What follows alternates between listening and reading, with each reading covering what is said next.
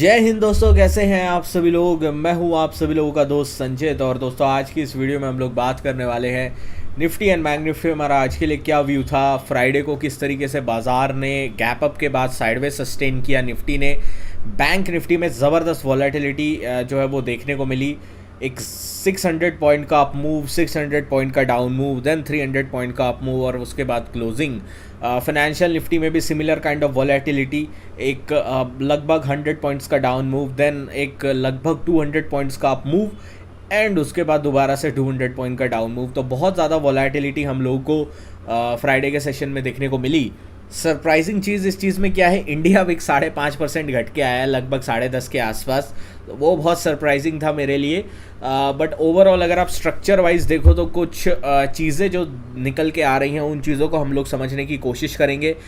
इस हफ्ते यूएस का इन्फ्लेशन डेटा जो है वो थर्सडे के सेशन में आने वाला है। इसका मतलब इस एक्सपायरी तक जो है आप लोगों को यूएस मार्केट उस डेटा को प्रीएम्प्ट करता हुआ मूव देता हुआ दिखाई देगा। अब वो प्रीएम्प्ट कैसे करेगा? वो प्रीएम्प्ट करेगा जॉब्स डेटा के थ्रू, जो कि फ्राइडे को आए हैं। तो जॉब्स डेटा किस तरीके से आए हैं, क्या पूरी सिचुएशन बन रही है, ग्लोबली क्या सिचुएशन बन रही है, सारी चीज़ें इस वीडियो में डिस्कस करने वाले हैं। तो दोस्तों, वीडियो शुरू करने से पहले चैनल को सब्सक्राइब कीजिएगा, बेल आइकन को दबाइएगा और इस वीडियो का लाइक हम रखते हैं लगभग 1000 लाइक्स, जो कि आप पूरा कर ही देंगे। तो चलिए अब ज़्यादा टाइम वेस्ट ना करते हुए वीडियो को शुरू करते हैं।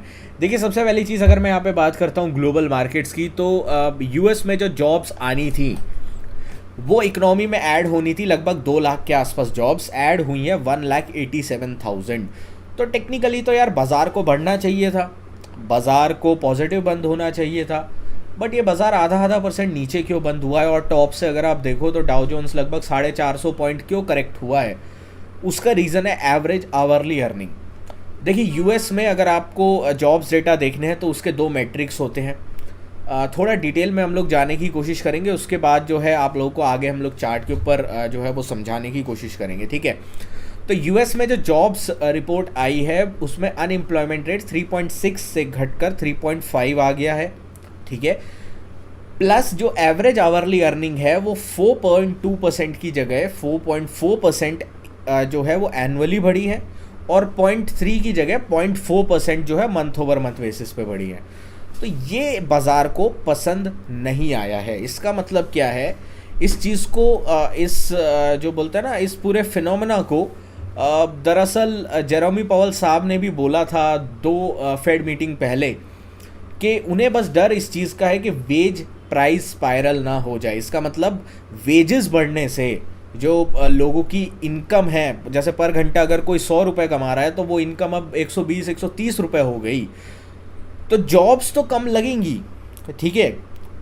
इसका मतलब क्या है? जॉब्स भी कम लग रही हैं, प्लस जिनको मिल रही है उन लोगों को महंगे जो है वो वेजेस मिल रहे हैं। तो ये चिंता का विषय जो है वो अमेरिकी इकोनॉमी के लिए है और इन्फ्लेशन नंबर के लिए है।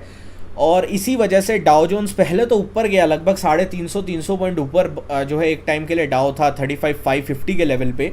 एंड में जो है 500 पॉइंट ऊपर से करेक्ट हुआ डाउ जोन्स। नैस्डैक लगभग 250 पॉइंट ऊपर से करेक्ट हुआ।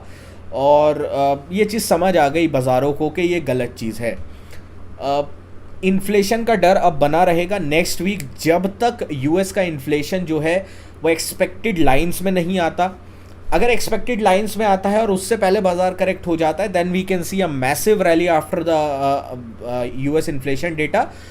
बट अगर बाजार करेक्ट नहीं होता है एंड देन इन्फ्लेशन में कोई जंप आता है, वो बहुत डेडली होगा मार्केट्स के लिए, और स्पेशली तब जब ग्लोबली मार्केट्स इतने हायर लेवल्स पे हैं। तो मैं आपको कोई डरा नहीं रहा हूँ, कोई जो बोलता है ना ख़राब कमेंट्री नहीं दे रहा हूँ। मैं सिर्फ आपको सच्चाई दिखाने की कोशिश कर रहा हूँ। जो लोग देखना नहीं चाहते उन लोगों को भी थोड़ा हेज करके रहिए। अगर आपके पास स्टॉक लॉन्ग्स हैं तो मंथली पुट्स थोड़ी आउट ऑफ द मनी की आप खरीद सकते हैं, वीकली पुट्स खरीद सकते हैं एट द मनी की। तो वो आपके लिए ज़्यादा बेहतर रहेगा अपने पोर्टफोलियो को हेज करने के लिए। कोई क्रैश व्रैश की बात नहीं हो रही यार। एंड में बाज़ार और इंसान हमें बताए ऊपर ही जाना है, बट सही टाइम पे अगर मान लीजिए स्टॉक्स में जो आपका लॉस होगा वो पुट्स लेके अगर कवर हो जाता है तो दिक्कत क्या है? ये चीज़ थोड़ा जो है वो देख के चलना है अपने को। नेक्स्ट 1 से 2 वीक बहुत इंपॉर्टेंट होने वाले हैं ग्लोबल स्टॉक मार्केट्स के लिए, ठीक है।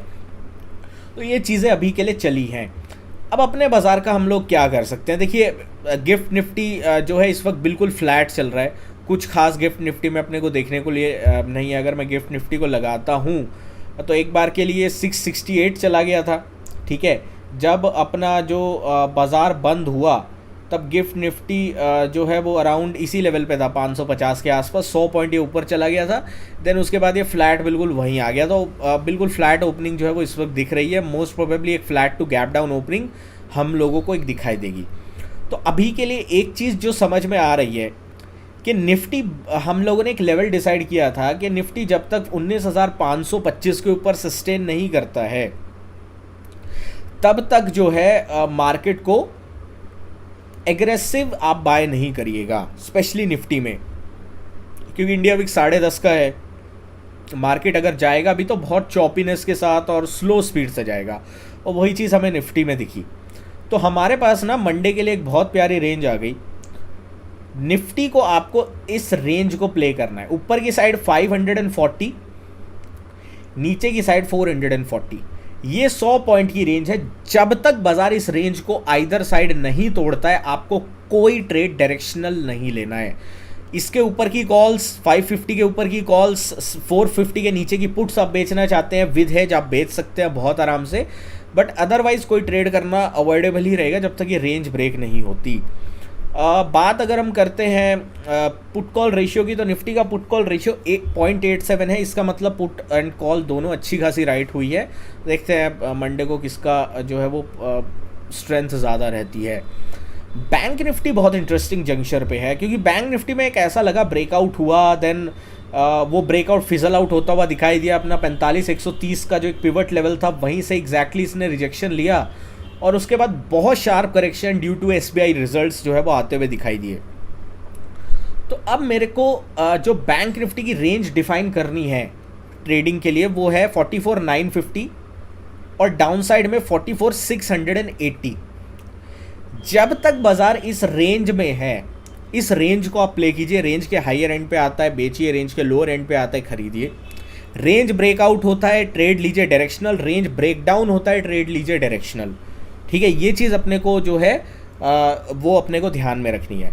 ऑन द अपसाइड में 44,425 का लेवल बहुत क्रिटिकल है। Sorry, on the down side में इसके जो है नीचे अगर बाजार जाता है तो ही बड़ा क्रैकडाउन आएगा, और 45,130 के ऊपर निकलता है, 45,130 से 45,150, तभी हम लोग को एक बड़ा ब्रेकआउट जो है वो देखने को मिलेगा ऑन द अपसाइड में। ये चीज़ अपने को ध्यान रखनी है। दूसरी इंपॉर्टेंट चीज़ जो मैं आप लोगों के साथ शेयर करना चाहता हूँ वो है हमारा टेलीग्राम ग्रुप। अभी तक आपने ज्वाइन नहीं किया, लिंक आपको नीचे डिस्क्रिप्शन में मिल जाएगा। मोर देन 92,000 के आसपास हमारे ऑलरेडी मेंबर्स हैं। आप लोगों का बहुत ज़्यादा प्यार एंड सपोर्ट यहाँ पे मिल ही रहा है।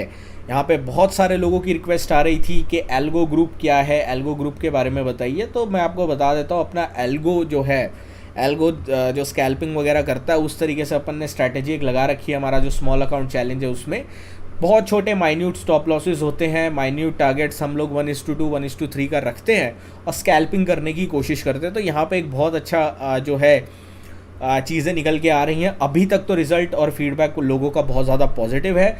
मंडे तक आप लोग ज्वाइन कर सकते हैं। टेलीग्राम ग्रुप पे आपको सारी इन्फॉर्मेशन मिल जाएगी, लिंक आपको नीचे डिस्क्रिप्शन में मिल जाएगा। आप जो है वो चेकआउट कर सकते हैं इस चीज़ को, एंड उसके बाद आप लोगों को बहुत ज़्यादा पॉजिटिव रिजल्ट्स जो हैं वो देखने को मिल जाएंगे अगर आप चाहते हैं तो।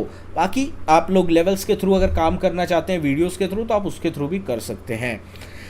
निफ्टी फाइनेंस को देख लेते हैं। देखिए, निफ्टी फाइनेंस में भी एक्सट्रीम वोलेटिलिटी थी, तो निफ्टी फाइनेंस भी मेरे लिए ना एक रेंज जो है वो उसमें फंस गया है वोलेटिलिटी करके, और ये रेंज निफ्टी फाइनेंस की ना काफ़ी बड़ी हो चुकी है। तो डायरेक्शनल मूव मेरे को तभी दिख रहा है जब ये ब्रेकआउट या ब्रेकडाउन होगा किसी साइड। 20,040 से लेकर 20,050 अगर ब्रेकआउट होता है देन हम लोग जो है एक अपसाइड का ट्रेंड का एक्सपेक्टेशन रखेंगे। टारगेट्स कहाँ तक लेके चलेंगे? अराउंड 20,140 के आसपास, 100 पॉइंट का टारगेट ऑन द अपसाइड में।